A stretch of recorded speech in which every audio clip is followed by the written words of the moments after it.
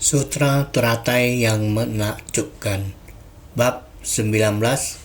Jasa Kebajikan dari Guru Dharma. Sim Fa Siang Sutra Teratai, episode 1714. Melatih pikiran lewat masalah yang dihadapi dan melatih tubuh lewat penegakan Dharma. Kehidupan ini penuh dengan penderitaan. Penderitaan disebabkan oleh ketidakkekalan. Penderitaan disebabkan oleh bangkitnya sebersit pikiran bodoh, lalu menciptakan satu demi satu tragedi di dunia ini. Hidup penuh dengan penderitaan. Setiap hari, saya mendengar bodhisattva membangkitkan tekad untuk masuk ke tengah orang banyak di dalam masyarakat. Setiap keluarga memiliki cerita kesulitannya sendiri. Setiap kesulitan ini adalah sutra penderitaan, dan masing-masing lebih buruk dari yang sebelumnya. Jadi, jika kita sungguh-sungguh menenangkan diri dan merenungkan ini, bukankah penderitaan dalam waktu singkat kita di dunia ini disebabkan oleh bangkitnya sebersit pikiran, ditimbulkan dari benih ketidaktahuan? Maka, ajaran 12 nidana harus direnungkan dengan sungguh-sungguh. Semua ini muncul karena ketidaktahuan. Ketidaktahuan adalah sebuah benih. Ketika benih ketidaktahuan itu tumbuh, kita mulai bertindak dan hal-hal terjadi di luar kendali kita. Dengan ajaran 12 nidana, di kehidupan sekarang dan kehidupan mendatang, kita menciptakan sebab dan kondisi yang tanpa henti. Dari kehidupan ke kehidupan, terus-menerus di dalam siklus. Jadi, kehidupan kita seperti sandiwara yang berlanjut terus tanpa henti di atas panggung. Sebuah pertunjukan drama singkat telah selesai, lalu turun dari panggung untuk membersihkan riasan. Namun kita masih seperti orang yang menonton drama, ataupun orang yang berada di dalam drama. Kehidupan ini bagaikan sebuah drama mimpi. Jadi bagaimana kita bisa berpikiran jernih dalam kehidupan kita? Dalam kehidupan dunia yang singkat, bagaimana kita dapat menjaga niat pikiran kita, tidak ragu dan tidak kebingungan. Kebingungan adalah delusi. Kita tidak boleh delusi dan tidak boleh ragu. Tidak boleh ragu terhadap ajaran yang diajarkan oleh Buddha. Kita harus menerima dan menegakkan setiap kebenaran sejati. Kita perlu memahami kebenaran sejati. Setelah mendengar, kita harus terus-menerus merenung di dalam hati. Makanya dikatakan sebagai mendengar, merenung, dan mempraktikkan. Mendengar Dharma, setelah mendengarnya, kita harus bersungguh hati merenung. Setelah direnungkan, kita harus tahu bahwa jika kita tidak giat bersemangat, waktu akan berlalu dengan cepat. Kehidupan singkat adalah ketidakkekalan. Seberapa singkatnya hidup ini, kapan waktunya berakhir, kita tidak tahu tentang ini. Kita hanya bisa menggenggam saat ini. Giat menggarap lahan berkah. Hendaknya melindungi kehidupan dan giat menggarap lahan berkah. Dengan gairah pelestarian lingkungan, kita merubah penderitaan menjadi kebahagiaan. Dengan semangat beramal, kita memutar roda Dharma selalu. Sebagai makhluk tercerahkan, di dunia ini adalah satu keluarga. Dalam kehidupan layaknya ajang perjudian, kita meminjam permainan untuk membabarkan Dharma. Batin manusia terus mengambang dan penuh ilusi. Kita akan terselamatkan ketika bertemu dengan perahu welas asih. Kita dengan keterbatasan kehidupan ini memahami prinsip kebenaran. Setelah mendengar, kita harus melakukannya. Jangan berkata, "Saya harus mendengar semuanya." Setelah selesai mendengar, baru saya mulai melatih. Setelah saya sekolah hingga lulus dan mendapatkan gelar PhD, barulah saya akan melakukan riset dan penelitian. Bukan demikian. Kita harus mulai mengambil langkah untuk menyelidiki. Ini adalah kehidupan kita. Kehidupan harus berjalan selaras dengan waktu. Meskipun kita perlu menjalani kehidupan, namun makin tidak boleh tidak giat. Oleh karena itu, kita perlu memilih ladang berkah.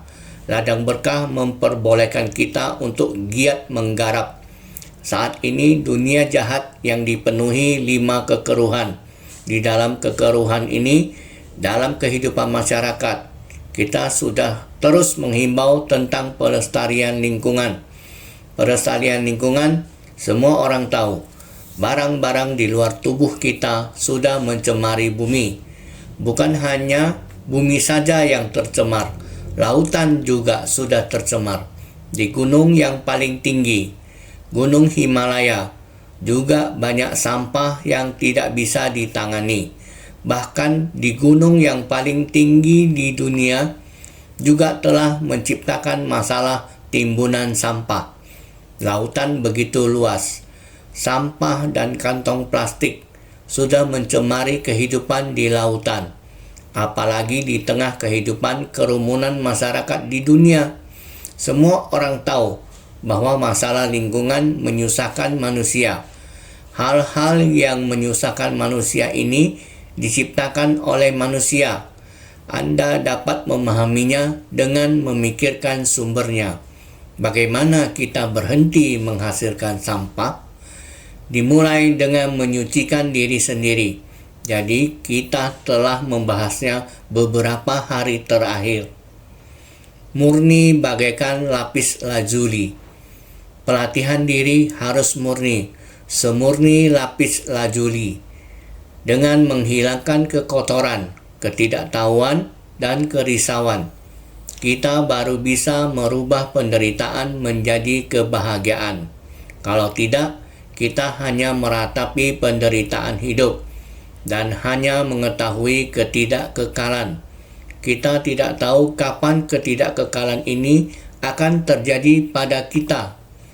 Kita setiap hari bisa mengetahui ketidakkekalan, dan kita semua bisa mengetahui penderitaan, kekosongan.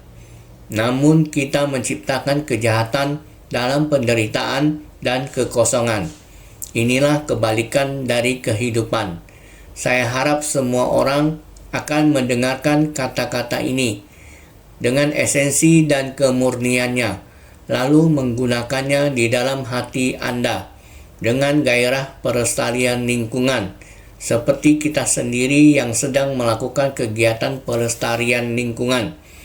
Bukan hanya pelestarian lingkungan di luar tubuh saja, akan tetapi melakukan pelestarian lingkungan di dalam batin juga, dan dengan sebaiknya tidak membiarkannya tercemar terhadap benda atau sesuatu yang kotor dan mengganggu. Kita harus melenyapkannya, disimpan, kemudian ditata kembali. Ini adalah dengan semangat beramal, agar kita mempraktekkan amal. Dan juga merupakan niat, cinta kasih, belas kasih, sukacita, dan keseimbangan batin, disebut beramal. Berbelas kasihan tanpa syarat, dan mengasihani insan lain bagai terhadap diri sendiri. Setiap saat batin tanpa kekhawatiran dan melenyapkan kerisauan. Ini adalah keseimbangan batin. Dengan keseimbangan batin bersukacita, tanpa kerisauan dan pikiran bercabang. Ini adalah tugas pelatihan diri kita. Setelahnya kita harus masuk ke tengah masyarakat untuk memutar roda dharma. Karena kita demikian melewatinya dengan hati penuh welas asih, kekuatan tekad untuk melakukan kebaikan, demikian masuk ke tengah masyarakat untuk memutar roda dharma. Para makhluk yang menderita sedang kebingungan. Saat ini sedang merasakan penderitaan. Yang paling dibutuhkan saat ini adalah orang yang tercerahkan atau bodhisattva. Orang yang tercerahkan ini seperti memiliki gairah pelestarian lingkungan, juga seperti orang yang melakukan pelestarian lingkungan. Pelestarian lingkungan ada di luar tubuh, kekotoran di luar tubuh. Para praktisi kita juga melakukan pelestarian lingkungan pada batin kita. Segala yang kotor dipindahkan keluar. Dharma yang diajarkan oleh Buddha diterapkan dalam batin kita. Kita harus tersadarkan. Sebagai makhluk, kita tidak dapat meninggalkan masyarakat. Maka kita sebaiknya menjadi orang yang tercerahkan. Makhluk tercerahkan. Kemana kita harus pergi untuk bertemu dengan orang-orang yang penuh kasih. Dunia ini adalah satu keluarga. Oleh karena itu, kita harus benar-benar bersungguh hati. Kata demi kata, kita harus melakukannya dengan sepenuh hati. Kalimat demi kalimat harus dibangun jalannya. Setiap jalan yang kita tempuh, kita harus memasukkan ke dalam hati kita. Oleh karena itu, kita harus sangat memahami dalam kehidupan layaknya ajang perjudian. Kita meminjam permainan untuk membabarkan dharma, seperti ketika Mei Yin dan yang lainnya kembali ke Gria Qingshi. Mereka datang ke Gria Qingshi untuk pengambilan gambar. Saya bertanya, kenapa kalian kembali ke Gria Qingshi untuk pengambilan gambar? Bukankah kalian sedang membuat sebuah film tentang seorang master di Jepang? Mengapa kembali ke Gria Qingshi untuk pengambilan gambar? Dia menjawab, pemandangan di Jepang sudah selesai diambil, tetapi Gria Qingshi kita memiliki banyak pemandangan yang cocok untuk menggambarkan suasana di kuil Jepang. Jadi, dia kembali ke sini untuk melengkapi pemandangan di sekitarnya yang akan digunakan dalam dramanya. Memoir dari para biksu agung, saya melihat dia mengenakan kostum drama itu, mengambil gambar di luar Gria Qingshi, sedang syuting dan merekam. Hal itu membuat saya berpikir, benar juga, di luar sana ada sekelompok orang mengenakan kostum drama untuk syuting. Dan mereka benar-benar menggunakan latar nyata. Di luar adalah sebuah adegan, menggambarkan kisah dari ratusan atau ribuan tahun yang lalu. Mereka kembali ke sini untuk melengkapi adegan dengan latar nyata. Sementara itu, di dalam, saya sedang mendengarkan kasus dari Shenyang, Liaoning. Cerita kehidupan dalam kasus ini mengenai seseorang yang sangat memiliki berkah. Namun di tengah keberkahannya, dia tidak merasa bahagia. Setelah masuk ke Seci, relawan Seci mengajaknya untuk melihat kasus-kasus. Kasus apa yang mereka temui? Ada seorang ibu yang sangat teguh bernama Ma Xiaoqiu. Dia memiliki 2 orang anak. 2 orang anak ini sangat menderita.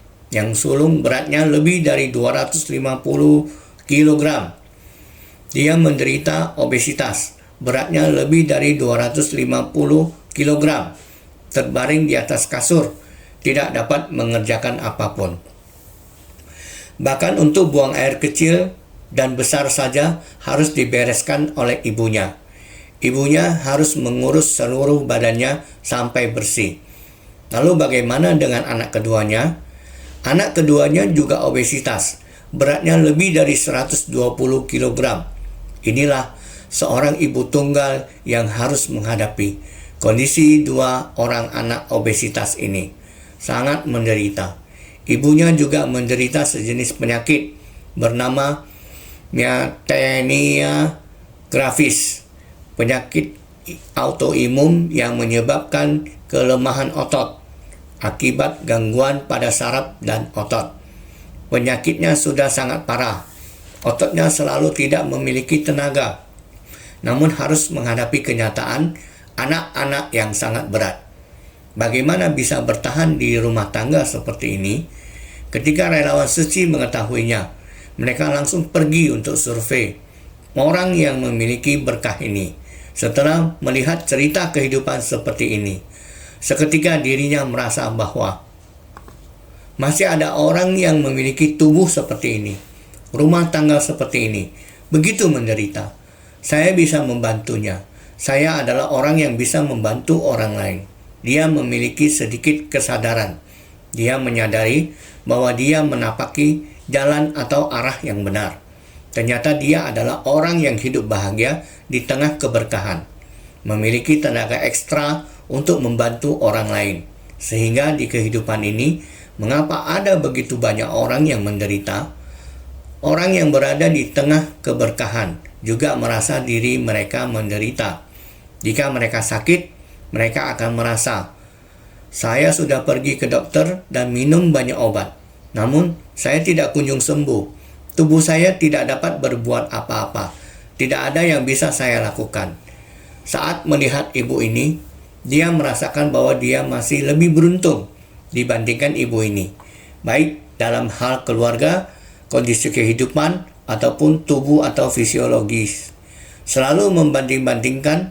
Jadi bagaimana seharusnya kita membandingkan kehidupan kita? Jika kita memiliki hati yang penuh cinta kasih, kita dapat melihat hal ini dan mengubahnya menjadi seperti sedang bermain-main di dunia, seperti kehidupan yang layaknya ajang perjudian, menganggapnya seperti ajang perjudian, yaitu seperti kita sedang bermain-main di dunia. Di dunia ini, beberapa orang mencoba berjudi. Apakah kali ini saya bisa menang? Saat mereka kalah, kalau kalah, saya akan bertaruh lebih besar lagi. Jika semakin kalah, semakin besar kerugiannya. Seperti inilah dunia ini. Saat mereka menciptakan karma buruk, semakin lama karma buruk tersebut semakin berat. Jalinan jodoh buruk ini semakin lama semakin berat. Lihatlah ibu ini. Bukankah dia seperti sedang memikul beban yang berat? Tubuhnya tidak sehat. Pada saat pintu terbuka, terlihat dua anaknya seperti bayi raksasa. Tubuhnya penuh dengan daging. Beratnya lebih dari 200 kg dan 100 kg. Bagi ibu ini, bagaimana cara membalikkan tubuh mereka? Bagaimana cara memindahkan mereka? Ini adalah penderitaan yang luar biasa. Kehidupan ini, jika bukan disebabkan oleh kehidupan masa lalu, bagaimana kita dapat menjelaskan jalinan jodoh seperti ini? Namun kita dapat melihat sekelompok bodhisattva ke atas mencari jalan kebuddhaan, ke bawah membimbing para makhluk. Dharma ada di dalam hati kita. Kita sekarang bermain-main di dunia karena kita telah datang ke dunia ini. Jangan memandang terlalu serius dalam semua hal. Jika kita selalu memikirkan diri sendiri, kita akan terbenam dalam diri kita sendiri. Ini akan membuat kita sangat menderita. Jika kita dapat melampaui diri kita sendiri, sama seperti sedang berakting dalam sebuah drama. Para aktor itu datang ke sini, mengenakan kostum mereka, dan menggunakan latar nyata di zaman modern ini untuk memfilmkan kisah seorang biksu agung dari ratusan tahun yang lalu. Waktu sudah berlalu sangat lama. Biksu agung itu kembali ke dunia. Berapa banyak generasi yang telah berlalu? Di manakah beliau sekarang? Kita tidak tahu. Mungkin beliau ada di kerumunan sekitar kita. Tidak ada yang dapat memastikan. Oleh karena itu, saat kita berada di tengah orang banyak, anggaplah kehidupan ini layaknya ajang perjudian. Karena kita melihat dengan jelas bahwa dunia manusia seperti ini. Dalam segala hal, kita harus lebih menyesuaikan diri dengan kebutuhan makhluk lain. Karena ini adalah sebuah sandiwara di dunia. Kita harus memainkan peran kita dengan serius. Tidak boleh ada penyimpangan. Kita tidak boleh memainkan peran karakter jahat. Kita harus sungguh-sungguh mengatur hidup kita dengan baik. Memainkan peran seorang bodhisattva atau peran sebagai seorang praktisi spiritual. Saat kita memainkan peran sebagai seorang praktisi spiritual, kita harus menerima segala hal yang terjadi. kondisi di dunia ini. Terdapat penderitaan di dunia. Kita harus mendedikasikan diri untuk menyelamatkan dan mencabut penderitaan mereka. Ini juga merupakan sebuah panggung sandiwara. Makanya dikatakan bahwa Bodhisattva bermain dengan leluasa di alam manusia. Kehidupan makhluk yang kebingungan adalah kehidupan layaknya ajang perjudian. Kehidupan manusia yang tersadarkan adalah bermain dengan leluasa di alam manusia. Orang yang tercerahkan datang dan pergi dan datang kembali, naik di panggung dan sangat jelas terhadap peran yang akan dimainkan. Apabila turun dari panggung, kembali kepada peran saya sendiri, tidak akan kebingungan. Dengan prinsip yang sama, ini dinamakan makhluk tercerahkan. Makanya kita perlu mengetahui, meminjam permainan ini untuk membabarkan Dharma. Dengan prinsip yang sama, memoir dari para biksu agung. Kita juga perlu meminjam permainan untuk membabarkan Dharma. Cerita dari ratusan hingga ribuan tahun yang lalu, para biksu agung ini sangat suka dengan Buddha Dharma, mendalami Buddha Dharma. Bagaimana melalui ketekunan supaya dapat meneruskan Buddha Dharma di dunia? Kita saat ini seharusnya menggunakan contoh dari mereka untuk mengajarkan dunia ini. Orangnya tidak ada lagi, maka menggunakan orang sekarang untuk berperan sebagai orang di masa lampau. Inilah adalah menggunakan permainan untuk menceritakan kehidupan, meminjam permainan untuk mengajarkan Dharma. Makanya, meminjam permainan untuk membabarkan Dharma. Saya selalu menantikan memoir dari para biksu agung. Ini benar-benar menggambarkan kisah nyata dari perjalanan para biksu agung. Sejarah yang nyata, bukan drama yang dibuat-buat. Ini adalah kisah nyata dari catatan sejarah yang mencatatkan kehidupan para biksu agung. Namun kehidupan manusia memang seperti ini. Batin manusia terus mengambang dan penuh ilusi. Hati manusia selalu melayang dan mengambang. Sekarang kita tahu bahwa batin saya seharusnya ditenangkan. Saat mendengarkan Dharma, kita dapat merasa tenang. Namun ketika kembali ke kehidupan sehari-hari, hati kita akan kembali dipenuhi ilusi dan membuat kehidupan menjadi tidak stabil. Sekarang, hal yang terpenting adalah bertemu dengan perahu welas asih untuk menyeberangkan kita. Seperti kita sekarang ini, kita telah bertemu dengan Buddha Dharma, yaitu perahu welas asih. Perahu welas asih dari sisi pantai ini, sisi pantai kerisauan dan ketidaktahuan ini. Dengan meminjam Buddha Dharma, menyeberangkan kita ke pantai seberang. Karena itu, kita harus benar-benar memanfaatkan perahu welas asih ini. Maka, dengarkan dengan seksama. Cermin besar yang bulat sempurna adalah terang dan jernih, bersentuhan dan berpadu dengan cahaya bintang di alam semesta. Semua sutra yang dibabarkan oleh Buddha memiliki kebenaran yang jelas. Hendaknya disalin dan disebar luaskan, sehingga silsilah Dharma tidak terputus. Mendengarkan Dharma hendaknya disertai dengan pengetahuan umum. Dharma ibarat sebuah cermin besar. Apapun yang dipantulkan cermin besar ini, baik yang bersih maupun yang kotor, cermin itu sendiri tetaplah terang dan jernih. Seperti saat Buddha memandang bintang di langit, pikirannya menyatu dengan cahaya bintang di alam semesta. Dan dalam sekejap, sifat hakiki pencerahan terbangkitkan. Sifat batin ini, yang juga merupakan sifat hakiki kita, bersentuhan dan berpadu dengan cahaya bintang di alam semesta, dapat membangkitkan kesadaran dalam sekejap, sehingga mencapai kebuddhaan.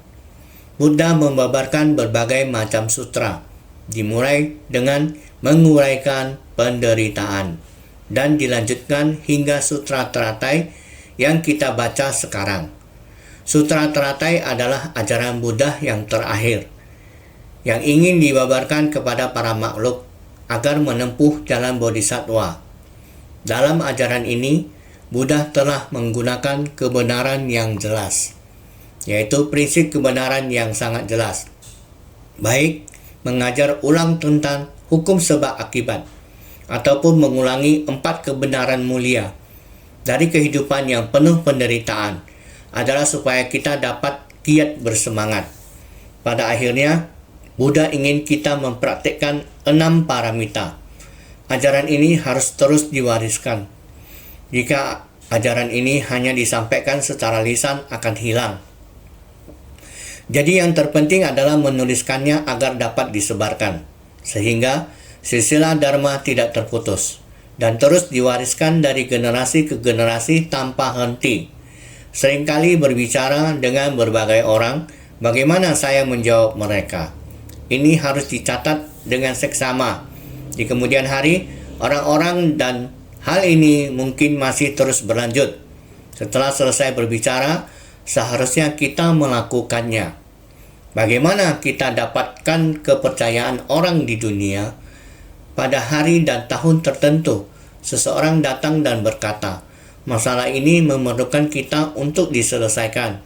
Jika kita tidak mencatat hal ini, setiap hal ada prosesnya, tetapi tidak ada titik awal.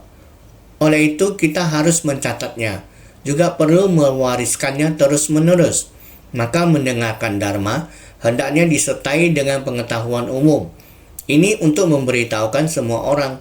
Pertama-tama, mendengar masalah sekarang di dunia. Selanjutnya, saya ingin semua orang tahu dan menginspirasi setiap orang untuk menjaga niat pikiran ini. Sungguh-sungguh mendengar Dharma. Setelah mendengar Dharma, tahu bagaimana untuk menerapkannya. Mari kita lihat naskah sutra. Sekalipun belum memperoleh tubuh menakjubkan dari sifat Dharma yang tanpa celah, namun dengan tubuh biasanya yang murni, segalanya ditampakkan kepadanya. Sutra Teratai bab 19, Jasa Kebajikan dari Guru Dharma. Inilah tubuh kita. Tubuh kita sedang melatih diri. Lalu melakukan pelatihan diri apa? Pelatihan diri harus dimulai dengan pelatihan terhadap tubuh. Jika kita tidak memiliki tubuh ini, apa yang harus dilatih? Sikap dari pelatihan diri adalah untuk memunculkan sifat Dharma ini. Sang Buddha memberitahu kita, setiap orang memiliki sifat kebudahan. Buddha berarti tercerahkan. Prinsip kebenaran dari tercerahkan, semua ada di dalam sifat hakiki yang kita miliki sebagai manusia. Sifat mendasar ini berarti menunjukkan bahwa setiap orang memiliki sifat Dharma yang semula adanya. Sifat tercerahkan yang semula adanya adalah pada satu Dharma yang sama, sebutan yang berbeda, kata dan huruf yang berbeda. Sifat tercerahkan, sifat Dharma, semuanya adalah merupakan kata benda. Setelah kita memahami Dharma, barulah kita bisa tercerahkan. Jadi, pencerahan dan Dharma adalah merupakan satu esensi. Apakah kita telah jelas memahaminya? Dharma ini berdiam selamanya, tidak pernah meninggalkan kita. Jadi kita mesti sangat jelas di dalam tubuh menakjubkan, yakni di dalam tubuh kita. Ada tubuh fisik, tubuh kebijaksanaan, tubuh Dharma, dan lain-lain. Kita bisa menyempurnakan 5 jenis tubuh. Sang Buddha menggunakan tubuh ini untuk melatih diri, hingga membina menjadi tubuh Dharma yang telah tercerahkan saat ini. Jadi inilah tubuh menakjubkan. Kita harus baik-baik dalam menjaga tubuh ini. Apapun yang dilakukan tubuh ini, kita harus melakukannya dengan benar, agar tubuh kita bisa memilih kebijaksanaan dengan pengetahuan, kesadaran, dan praktik. Kita harus melakukan kebajikan, melakukan hal yang benar. Ini adalah membina sesuai Dharma. Kita harus menerapkan proses ini pada tubuh kita. Maka disebut tubuh menakjubkan dari sifat Dharma.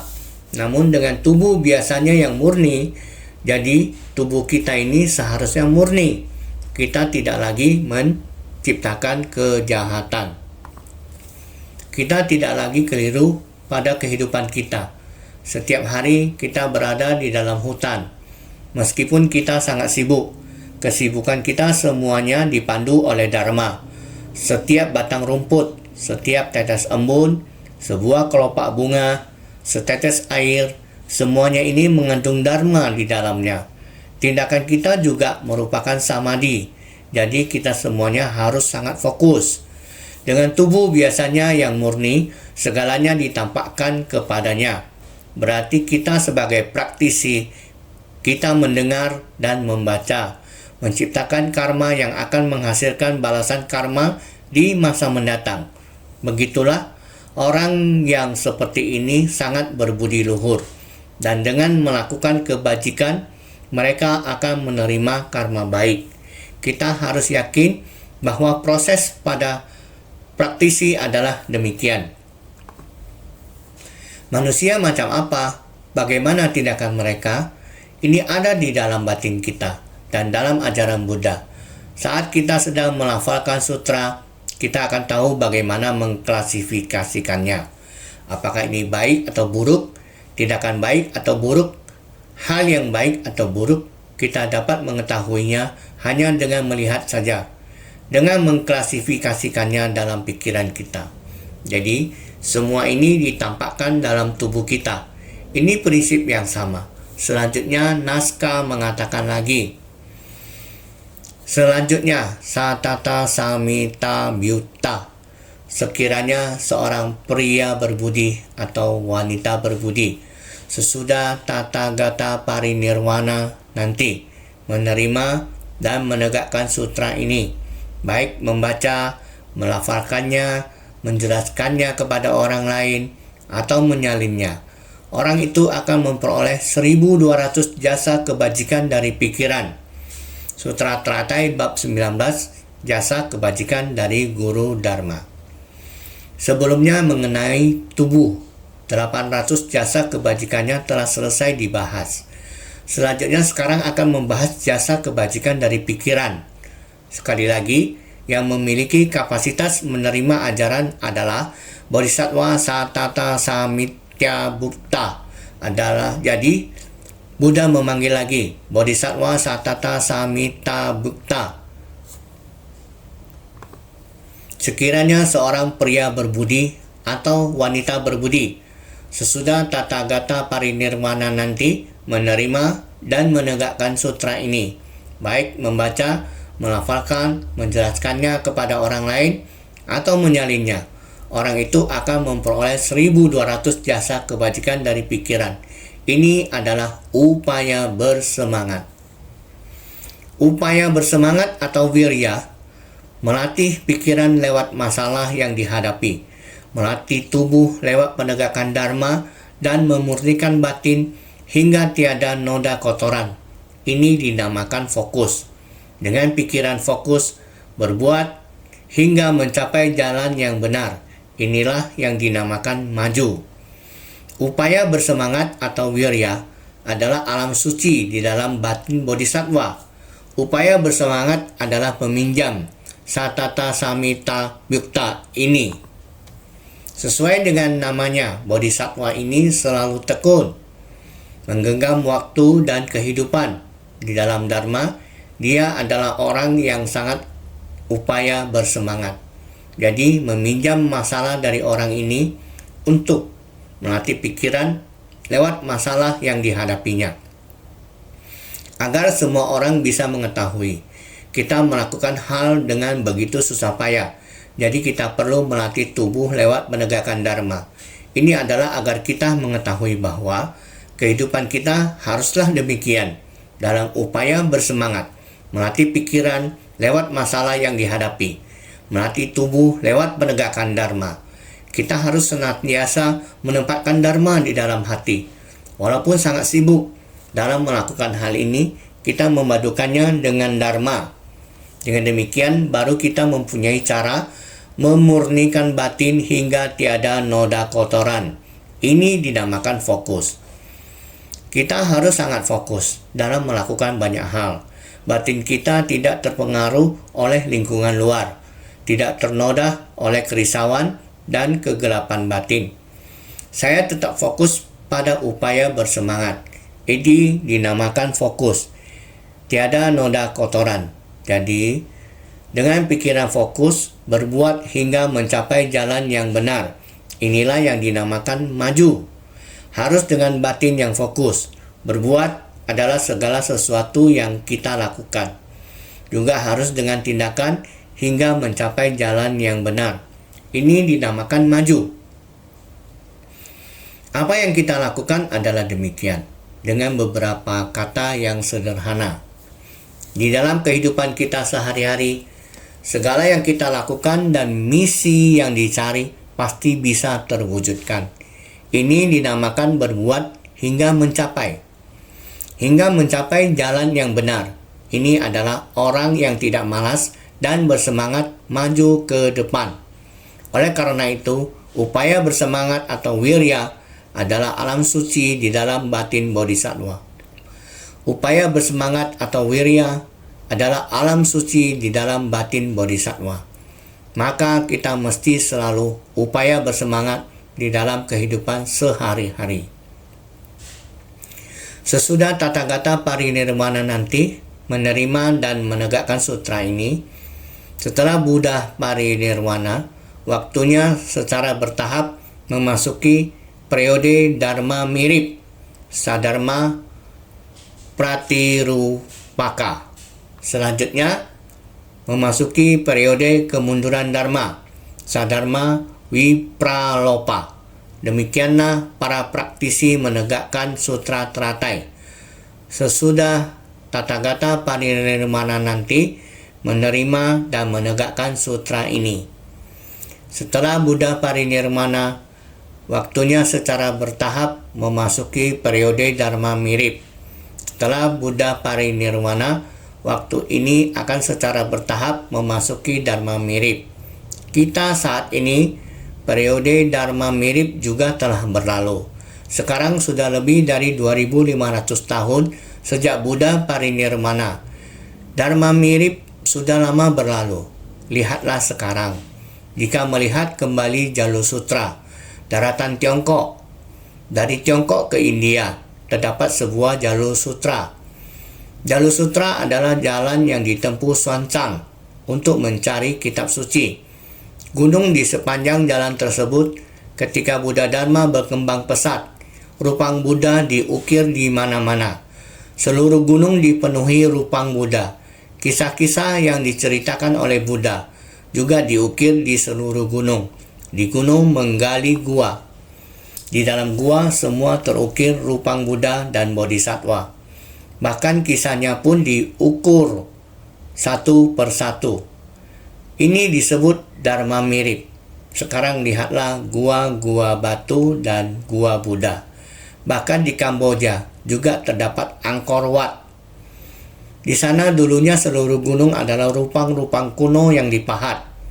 Mereka mengatakan ingin mewariskan ajaran Buddha. Jadi mereka menggunakan rupang untuk mengekspresikan ajaran Buddha. Ini disebut Dharma mirip. Rupang-rupang ini, batu-batu yang diukir juga telah rusak. Sama seperti di Afghanistan. Ada sebuah rupang besar Buddha. Stephen Huang berdiri di kaki rupang Buddha yang besar itu, seperti seekor semut. Wang Zhihong dari klasik majalah kita memanjat naik ke rupang Buddha yang besar sama, terus memanjat dari dalam, memanjat terus dari dalam rupang Buddha besar hingga dia keluar dari telinga.